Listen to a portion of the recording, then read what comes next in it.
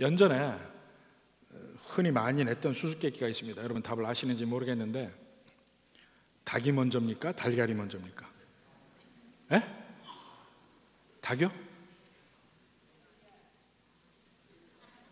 닭이요? 예.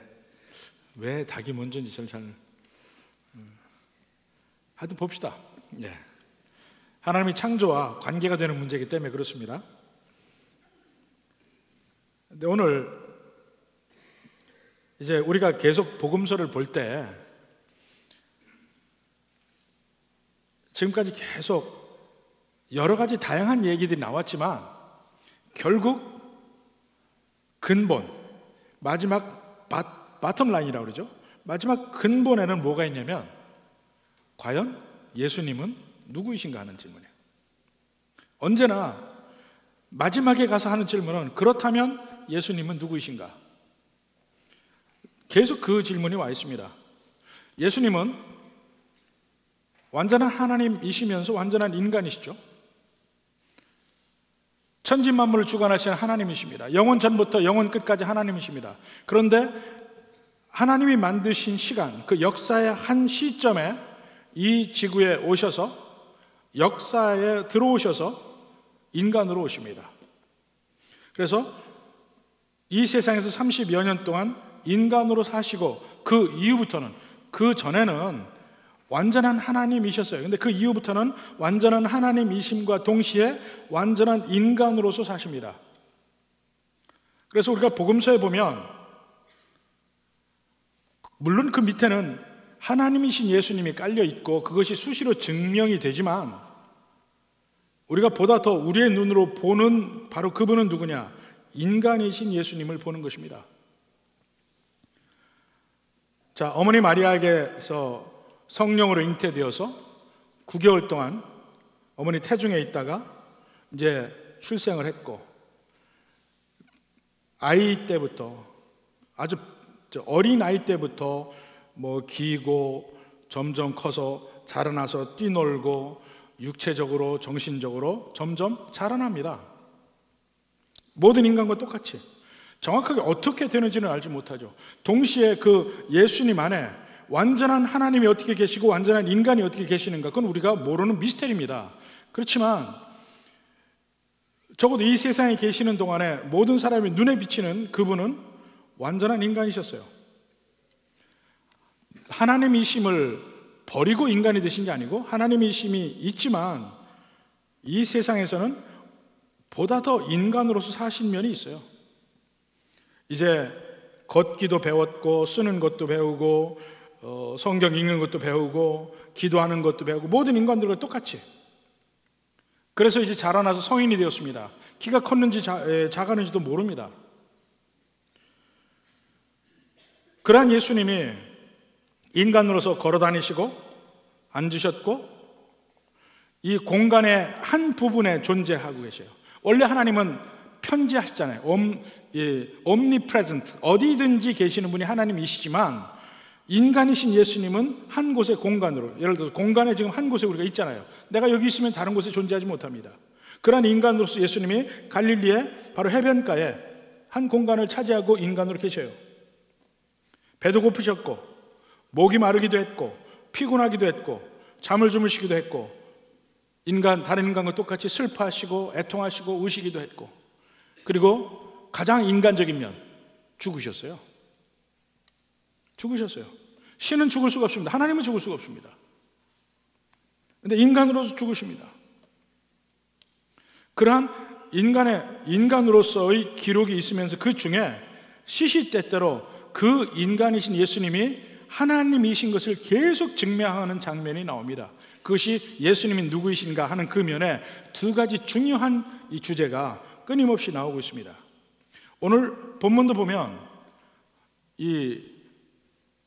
뭐라 그러죠? 레이어가 세 가지 있습니다. 제일 앞에 13, 14절,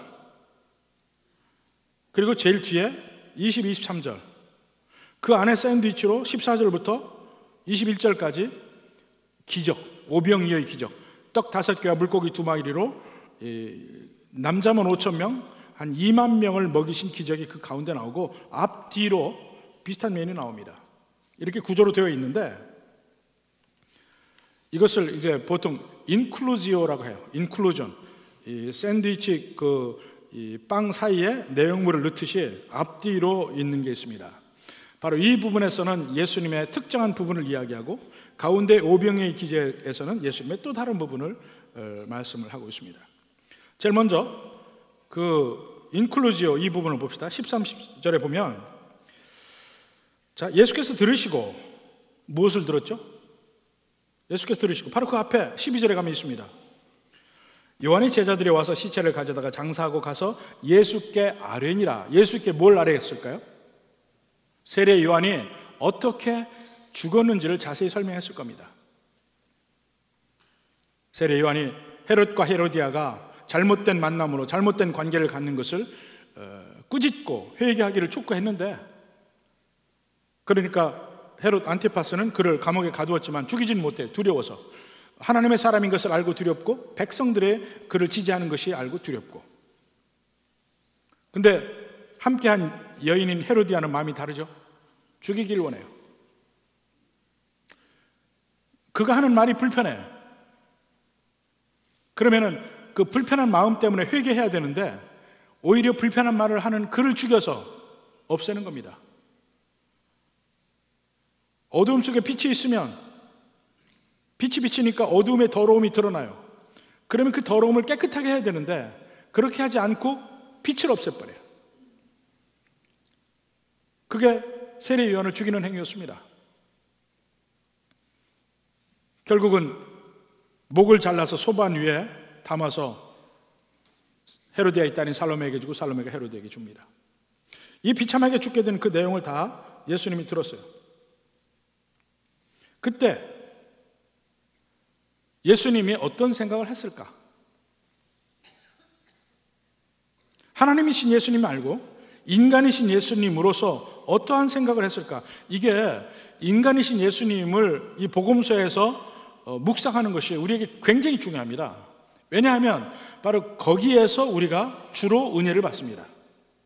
하나님이신 예수님의 측면은 그 앞에 우리가 섬기는 대상, 무릎 꿇는 대상일 뿐이지 우리가 마음이 통하는 면은 부족해요. 그분은 하나님이시니까. 저도 목회를 하면서 종종 어떤 정신적인 벽에 부딪힐 때가 있습니다. 그게 뭐냐면 아무리 제가 하나님을 잘 믿는 면으로 살려고 해도 성도들은 그걸 닮으려고 하지 않습니다. 왜냐하면 저 사람은 목사니까. 성도하고는 전혀 별종으로 생각을 해요. 저 사람 목사니까. 왜요? 저도 인간인데. 저도 성도고. 일반적으로 인간이 가는 모든 마음을 제가 왜 안 갖겠어요? 똑같이 가져요. 똑같이 욕정도 있고 똑같이 탐욕도 있고 똑같이 다 있습니다. 단지 그것을 죽이고 하나님 뜻대로 살려고 노력할 뿐이죠. 근데 그런 면은 전혀 보지 않아. 저 사람 목사니까 당연히 그렇게 해야 되지. 근데 문제는 그런 면이 예수님에게도 그대로 적용이 됩니다. 예수님은 하나님이시니까. 그렇잖아요. 완전한 인간이시기도 했어요. 그리고 완전한 인간으로서 느낀 부분을 한번 생각해 봐야 비로소 우리에게 뭔가 와닿는 면이 있단 말입니다. 그래서 그런 면을 생각해 봐야 돼요. 세례 요한의 죽음을 전부 상세하게 설명을 했을 때 지난번에 얘기했죠. 바로 그 세례 요한의 죽음은 곧 그 뒤에 의인이신 예수님이 죽을 죽음을 이미 예표하고 있다고.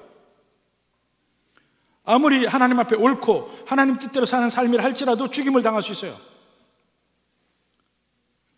결국 그러한 하나님의 품성이 그대로 나타나는 대목이 예수님이 죄가 없으신 분인데도 불구하고 십자가에 가셔야 되잖아요. 그것이 인간이신 예수님에게 어떻게 다가왔겠냐 이겁니다. 괴로웠을 거예요.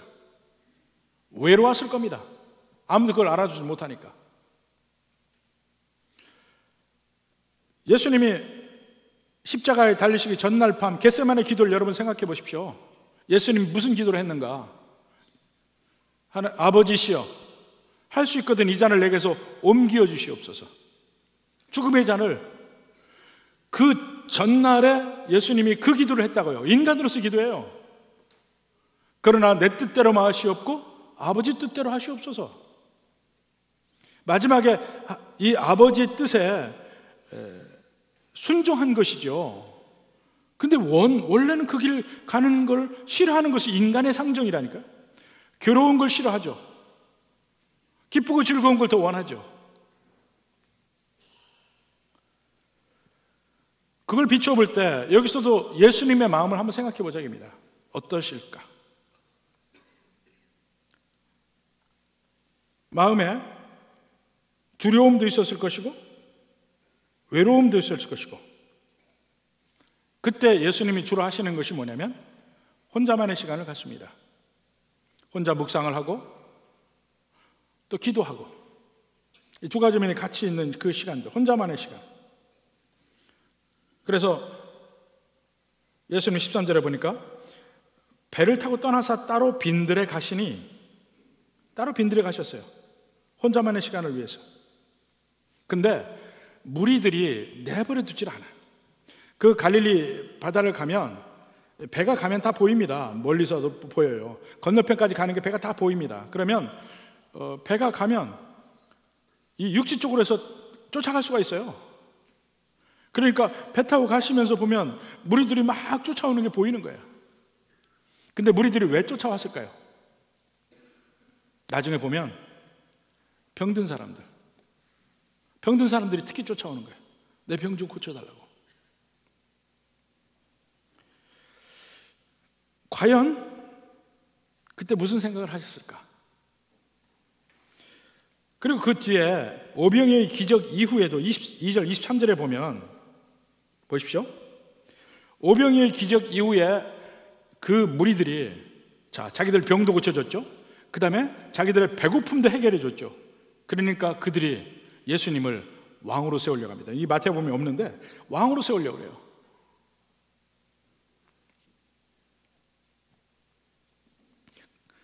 그럴 때 예수님은 급히 이 건너편으로 가기를 원합니다. 그래서 22절 보니까 예수께서 즉시 제자들을 재촉하사 자기가 무리를 보낸 동안에 배를 타고 앞서 건너편으로 가게 하시고 무리를 보내신 후에 기도하러 다른 산에 올라가시니라. 저물매 거기 혼자 계시더니, 거기까지. 원래는 그 제자들과 함께 배로 떠나려고 했던 것 같아요. 근데 무리들 때문에 그렇게 되지 못해. 그러니까 먼저 제자들을 먼저 배로 보냅니다. 예수님도 물론 거기 가야 돼요. 근데 못 가고 혼자 계시는 시간을 갖습니다. 산에 올라가서. 예수님이 왜 거기서 묵상의 시간, 기도의 시간을 가졌을까요? 요한의 죽음을 맞이하면서 예수님이 가셔야 되는 길을 이미 알고 있었고 그것이 마음에 더 직접적으로 와서 닿았을 겁니다. 스스로의 죽음이 더 깊이 생각이 됐을 겁니다. 사실 멀리 있는 사람의 죽음, 나와 관계없는 사람의 죽음은요, 그게 죽었나 보고 하고 내 마음에 별로 오는 게 없습니다. 그런데 가까운 사람이 이 세상을 떠나면 내게 오는 충격이 아주 크죠. 죽음이라는 것이 아주 가깝게 내게 다가오게 됩니다. 예수님도 아마 그랬을 거예요. 죄 없는 세리 요한도 그렇게 죽고 결국 예수님의 길도 십자가의 길이에요. 근데 지금 예수님께 막 몰려와서 병 고쳐달라 하고 먹을 것 때문에 이렇게 예수님 앞에 나온 이 사람들은 전혀 그러한 예수님을 이해할 수 없습니다. 심지어는 제자들조차도 이해가 안 돼요. 그러니까 그 무리들이 왕을 막 세우려고 할 때 제자들이 옆에 있으면 제자들도 함께 그 일을 동조할 가능성도 있어요. 그러니까 빨리 먼저 보내는 겁니다. 먼저 보내요. 그리고 스스로 산 위에서 홀로 계십니다. 아마 제가 미루어 짐작할 때는 그때가 예수님이 가장 외로움의 순간이 아니었을까 하고 생각을 해요. 아무도 자기를 알아줄 수가 없어요. 하나님 뜻대로 가는 그 길, 내가 참된 하나님인 것, 내가 참된 인간인 것, 누가 제대로 알아주냐 이거죠. 이해할 수 없는 그 순간에, 그 고독함 속에 가장 낮아짐의 순간에 있는 겁니다. 근데 그 사이에 예수님의 기적이 나옵니다. 오병이어의 기적. 이렇게 내가 이제 고난의 길, 십자가의 길을 가야 되는구나 하는 것을 그 십자가에 대해서 충분히 묵상을 한 그분이 무리를 보시고 사랑하는 대목이 나오는 거예요. 자, 14절에 봅시다. 예수께서 나오사 큰 무리를 보시고 불쌍히 여기사. 이 대목은 좀 생각할 바가 많이 있습니다. 지금 예수님은 혼자 있기를 원해요. 혼자 있기를 원하는데 막 무리가 쫓아옵니다. 건너편에 가기를 원해요. 또 무리가 따라와요. 그 예수님이 혼자 있기를 원하는 그 시간을 계속해서 들어와서 내 필요를 채워달라고 얘기를 하는 거예요. 그때 일반적인 사람이라면 짜증도 나고 화가 났을 거라 이겁니다. 저를 봐도 그래, 저를 봐도. 사실 리더가 될수록, 여러분도 다 그런 면이 있습니다. 리더가 될수록 혼자만의 시간이 꼭 필요합니다. 혼자만의 시간이. 묵상의 시간이 필요하고 기도하는 시간이 필요하다고요. 그래서 가능하면 그 시간을 확보하려고 노력을 합니다. 근데 그 시간에 자꾸 누가 방해하면 그 사람이 물론 뭔가 필요해서 나에게 찾아오고 그게 하겠지만은 우선은 불편하고 화가 납니다. 그 시간이.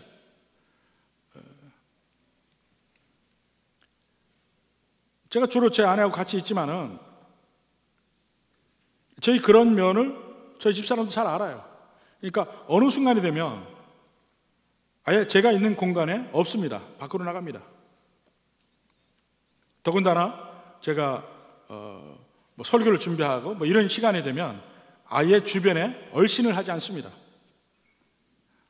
괜히 얼씬하다 잘못하면은 한 소리 들으니까 얼씬을 안 해. 근데 그런 시간은 방해받고 싶지 않아요. 이 중요한 결정을 해야 되는 그 순간, 그러니까 어떤 결정을 하기 전에 여러 의견을 듣지만 마지막 결정의 순간은 사실은 혼자 있는 시간이에요. 혼자 묵상하고 기도하고 묵상하고 기도하고 이 시간에 뭔가 중요한 결정이 나오는 시간이에요. 그리고 심지어는 여러 가지 어려운 부분이 있으면 그것을 정서적으로 치료하는 기간도 혼자 있는 시간이에요. 여러 가지 면에서 예수님도 바로 그런 면이 필요하네요.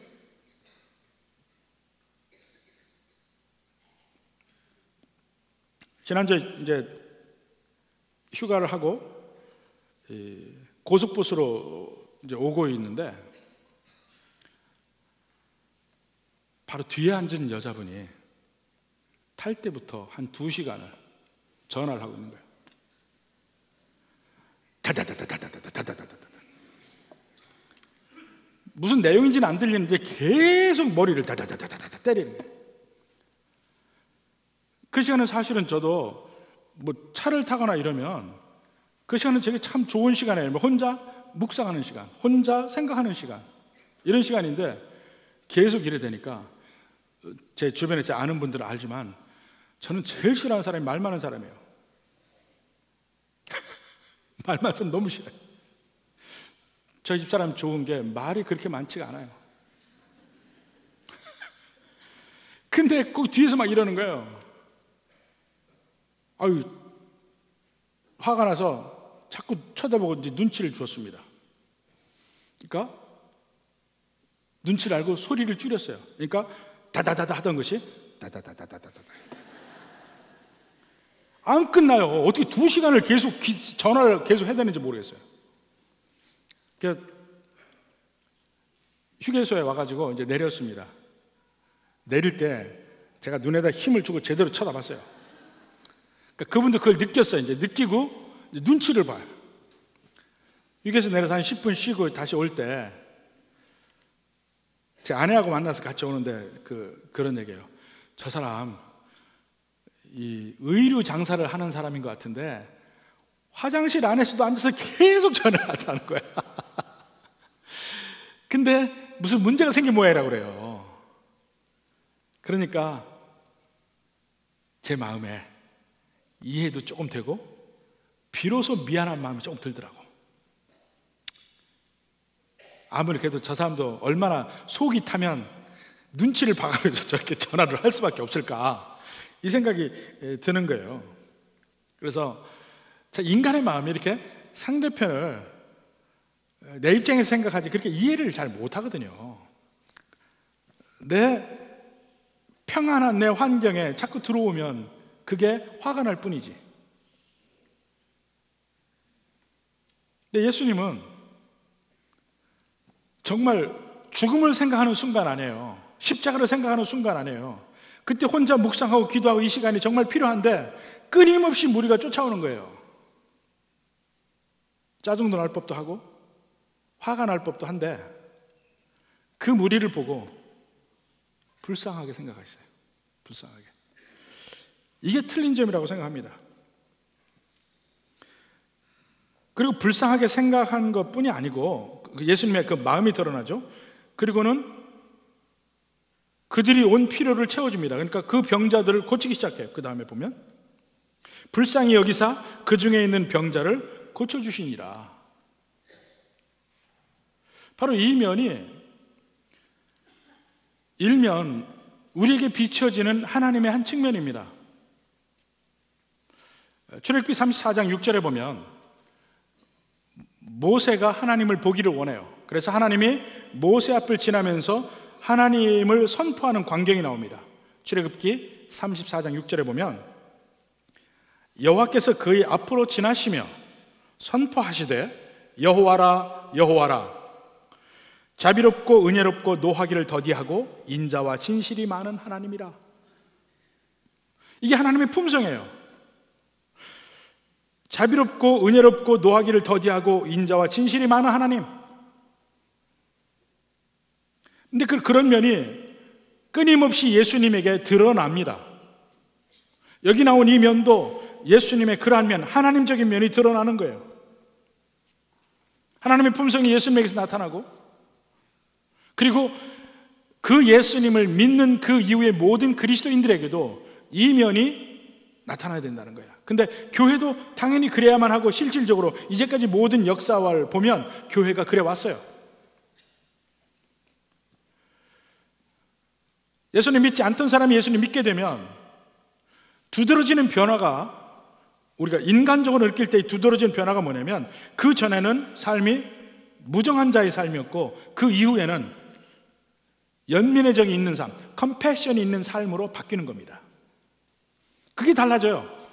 무정한 자에서 컴패션이 있는 사람, 진짜 믿는 사람이라면. 그래서 그 믿는 백성들이 모이는 교회가 이 세상에서 빛을 발하는 면이 바로 그런 면으로 발해집니다.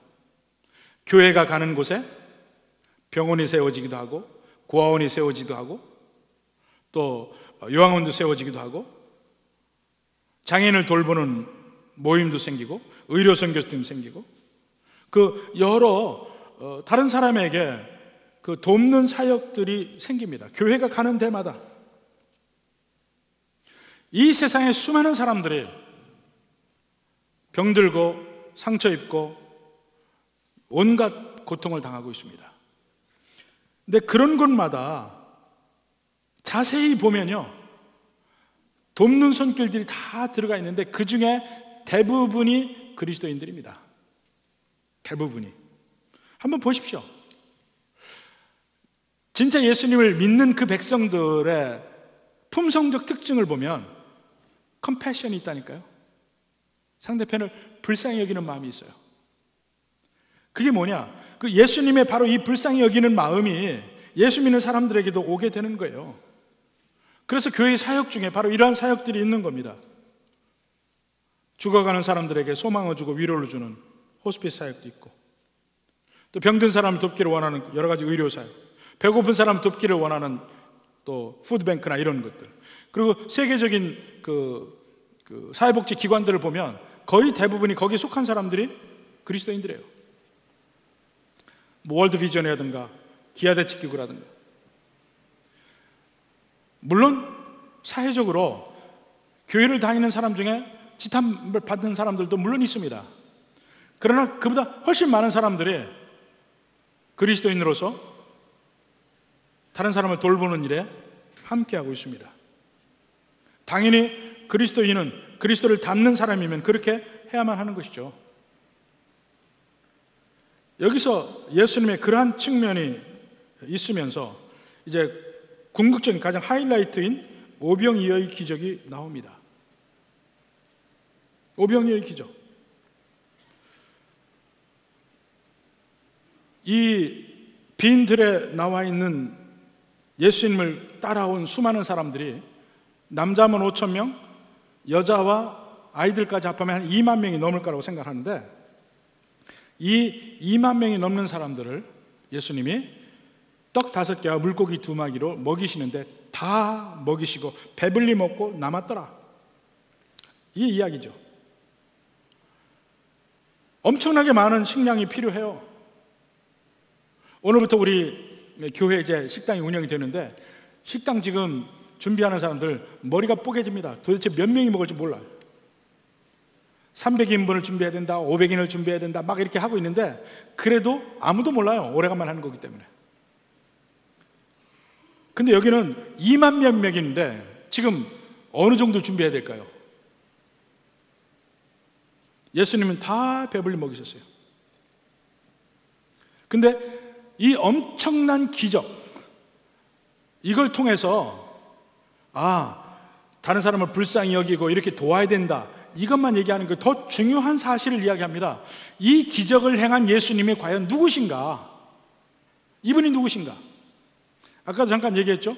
기적 행함이 있은 뒤에 그렇게 자기들이 필요한 먹을 걸 다 주고 나서 이들이 왕을 세우려 합니다.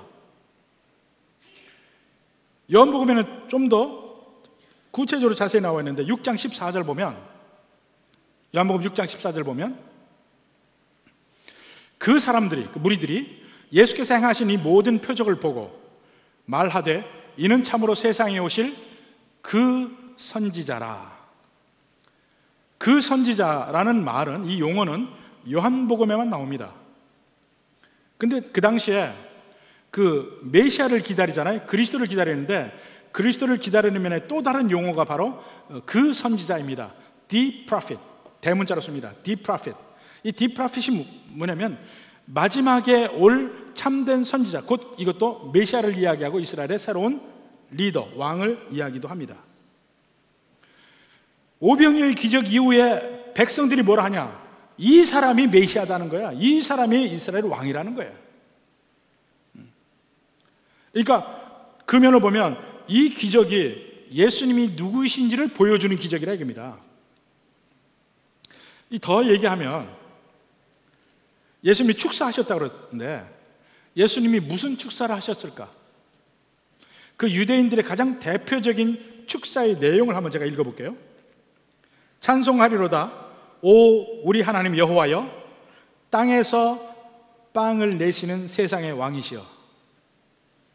땅에서 빵을 내시는 세상의 왕이시여. 이렇게 축사를 하시면서 실제 빵을 내시는 예수님의, 실제로 뭐예요? 내가 여호와라는 거예요. 그 자체가 이 축사와 함께 연결해서 보면 내가 여호와라는 거예요. 나중에 12바구니가 남은 것은 마치 창조 때 6일 동안 하나님이 역사하시고 제7일에 안식하셨다고 나오잖아요. 제7일에 안식은 왜 하셨느냐? 피곤해서 쉬신 게 아니고 6일 동안의 창조가 완전하다는 것을 보여주는 것이 7일째 아무것도 안 하신 거예요. 완전하기 때문에 그 제7일의 안식일적인 면을 보여주는 것이 12바구니입니다. 그 음식이 넘치고 넘쳐서 정말 배가 차도록 다 먹었다, 이걸 보여주는 것이 12바구니가 남았다는 얘기라 이겁니다. 그만큼 잘 먹은 거예요. 그러니까 얼마나 엄청난 양이 있냐 이거죠. 자, 아까 인클루지오 얘기했죠. 샌드위치처럼 제일 앞에 예수님의 인간적인 면, 낮아지는 면, 예수님의 고통 속에서 묵상하는 면이 앞에와 후에 있습니다. 근데 그 가운데에는 오히려 예수님의 권능, 하나님으로서의 능력을 나타내는 바로 그 부분, 하나님적인 면이 나오는 겁니다. 두 가지가 동시에 나오고 있어요. 이 오병이어의 기적을 보고 불신자들은 이건 믿을 수 없는 것이다. 그 성도는 뭐냐? 이렇게 믿을 수 없는 엄청난 기적이다, 이렇게 얘기합니다. 그것을 영어로 보면 똑같은 용어를 가지고 둘로 사용해요. unbelievable. unbelievable이 두 가지 뜻이에요. 이건 도저히 믿을 수 없는 거다, 못 믿을 거다 하는 의미도 있지만, 또 다른 면에서는 믿을 수 없을 정도로 엄청난 일이다 하는 의미도 되는 거예요. 그러니까 불신자들도 unbelievable 하고 얘기하면 믿는 자들도 맞다, unbelievable 이라고 얘기하는 거야. 그 정도로 놀라운 기적이에요. 이것은, 이 예수님의 기적들은 이 세상에 마술사들이 절대로 할 수 없는 기적들이에요. 마술사들은 트릭과 환상으로, 일루전으로 사람을 속이는 거예요. 자기네 주머니 속에서 비둘기 10마리는 꺼낼 수 있어요. 근데 2만 명을 먹이는 이 소, 돼지 100마리는 여기서 이 옷깃을 어떻게 꺼냅니까? 못하는 거예요. 그들은 자기들을 묶고 물속에 들어가서 탁 빠져나오는 그런 술수는 쓸 수 있어요. 근데 물 위는 못 걸어요. 얼마 전에 어떤 마술사는 물 위를 걷는 기적도 했는데 그것도 다 밑바닥에 술수가 있었습니다. 이러한 예수님의 이 세상에서는 절대로 할 수 없는, 따라 할 수 없는 엄청난 기적은 곧 예수님이 누구신지를 말해주는 거예요. 예수님은 바로 능력의 하나님이다. 참고로 지난번에 창조에 대해서 이야기를 할 때 예수님이 이렇게 순식간에 빵을 만드시고 순식간에 절인 물고기 또는 구운 물고기를 만드시는 그 기적은 창조의 능력인 것이에요. 어떻게 창조의 능력이냐? 같은 퀄리티입니다. 자, 모든 창조 속에는 역사가 내포되어 있다고 그랬죠? 역사가. 떡 5개. 자꾸 떡이라는데 사실 그 사람들이 먹는 건 빵이잖아요. 빵을 만들 때는 빵을 만드는 시간이 필요하죠. 밀가루를 반죽을 해서 누룩을 넣고 숙성을 시켜서 그 다음에 오븐에 넣어서 빵을 만드는 과정에 시간이 필요합니다. 근데 짠 하고 예수님은 바로 그 자리에서 밀가루를 하는 게 아니고 바로바로 빵을 만드신 거예요. 밀가루는 어디서 생깁니까? 밀을 심어서 몇 달 지나서 밀을 수확해서 그 다음에 도정을 하고 또 정밀을 해야 이 밀가루가 나오는 거 아니에요. 그 시간은 다 어디 갔습니까? 빵이 하나 딱 생기면 이 빵 속에 이미 많은 시간이 내포되어 있다니까요. 물고기, 말린 물고기 아니면 절인 물고기라 칩시다. 물고기 알에서부터 자라나서 물고기가 되고 어부가 잡아서 또 요리를 해야, 또 말리거나 절이거나 이렇게 해야 절인 물고기 하나 나올 거 아니야. 근데 예수님은 순간적으로 나타나잖아요. 그 속에 이미 역사가 있어요. 물을 포도주로 만든 좋은 포도주가 한 순식간에 만들어내지만 일반 사람이 보면 그 속에서 언제나 역사를 읽습니다. 이거는 30년 된 무슨 포도주다, 얘기할 거라 이겁니다. 예수님이 그러한 능력이면 순식간에 하루 만에 100억 년 된 지구를 예수님 만들 수 없냐 이거예요. 100억 년 된 지구를 하루 만에 만들 수 있다니까요. 아까 제일 먼저 모두한 질문합시다. 닭이 먼저입니까? 달걀이 먼저입니까? 당연히 닭이 먼저죠. 닭이. 왜 닭이 먼저입니까? 달걀은 홀로 절대로 닭이 될 수가 없습니다. 달걀은 닭이 있어야 달걀이 됩니다. 하나님이 이 세상을 만드실 때 닭을 만드셨을까요? 달걀을 만드셨을까요? 닭을 만들죠. 닭을 만들어요. 달걀을 낳을 수 있는 닭을 만들면 그 닭이 달걀을 낳아서 품어서 그 다음 닭 되는 거예요. 하나님이 아담을 만드셨을 때 아기로 만드셨을까요? 성인으로 만드셨을까요? 성인으로 만드셨으면 바로 그 다음에 결혼도 했죠. 성인인 아담이 딱 섰습니다. 몇 살처럼 보였을까요? 25, 30? 아니면 한 50? 애를 많이 낳아야 되니까. 근데 사실은 그 아담은 나이가 몇 살입니까? 하루잖아, 하루.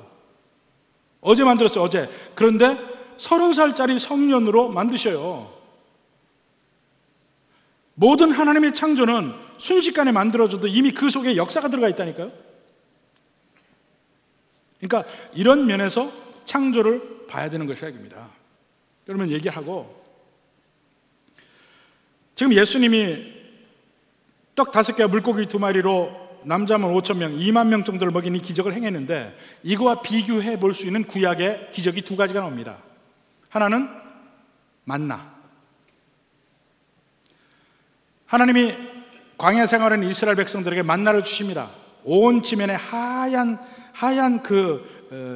가루 같은 것들을 내려주셔서 그것을 채취해서 삶아 먹고 구워 먹고 볶아 먹고 그들이 먹고 살았어요.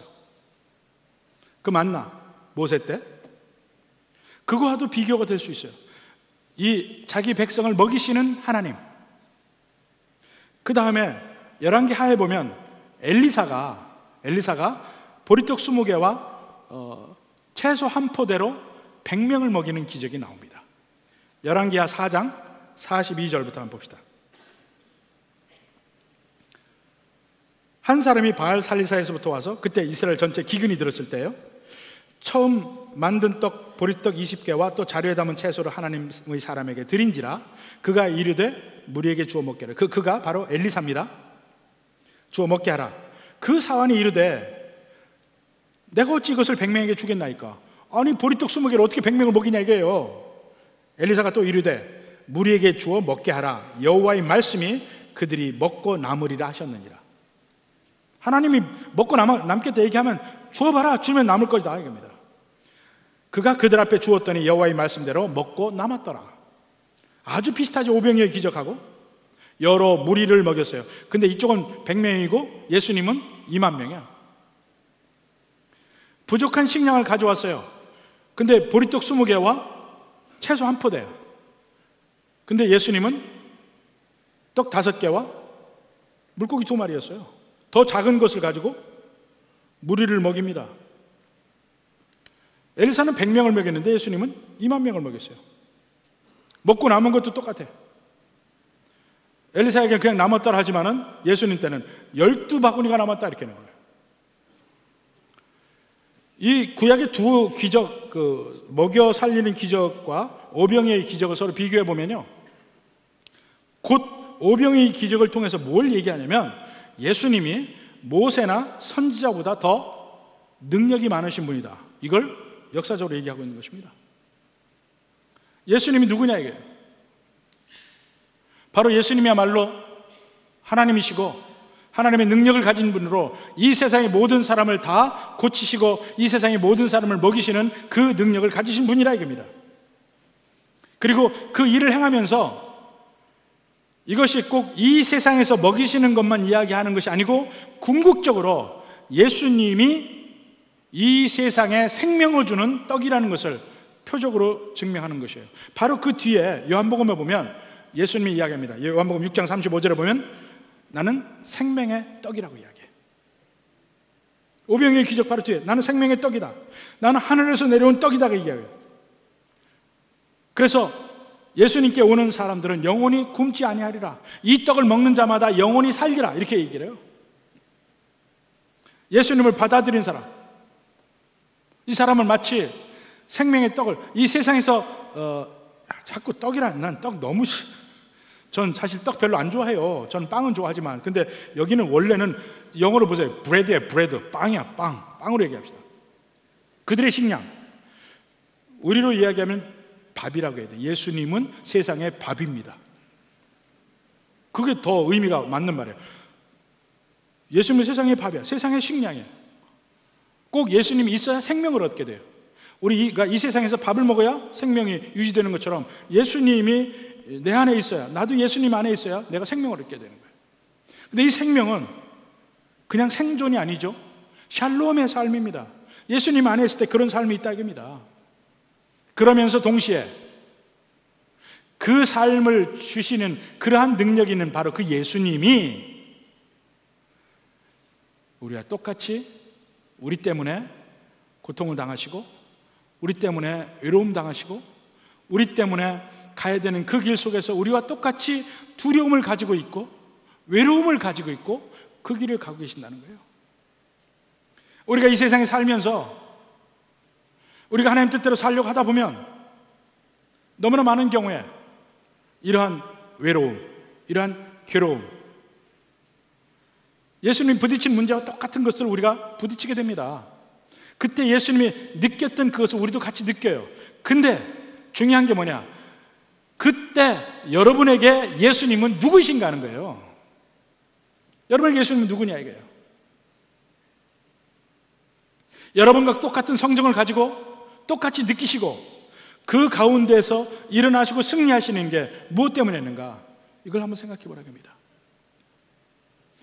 여기서부터 우리가 이 세상을 살아가는 능력이 생깁니다.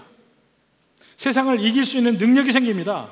여러분에게 예수님이 누구신가에 따라서 세상을 사는 방법, 세상을 바라보는 눈이 다 달라집니다. 여러분에게 예수님은 누구십니까? 완전한 하나님으로 믿을 때 예수님 뜻에 순종하고 예수님께 무릎 꿇고 갈 수가 있습니다. 예수님이 완전한 인간이신 것을 알 때 내 모든 아픔, 내 모든 고통, 내 모든 외로움 다 겪으신 그분이 나를 이해하고 있다. 이것 하나만이라도 엄청난 겁니다. 여러분은 이 삶에서 누구와 동행하고 계십니까? 내가 의지하고 있는 사람이요? 내 남편, 내 아내, 내 부모, 내 자녀? 완전히 내가 의지할 만한 사람들은 아닙니다. 오직 우리에게 남는 분은 예수님 한 분밖에 없습니다. 그 예수님에 대해서 깊이 묵상하고 느끼고 감사하고 함께 가시는 여러분이 되기를 주님의 이름으로 축원합니다.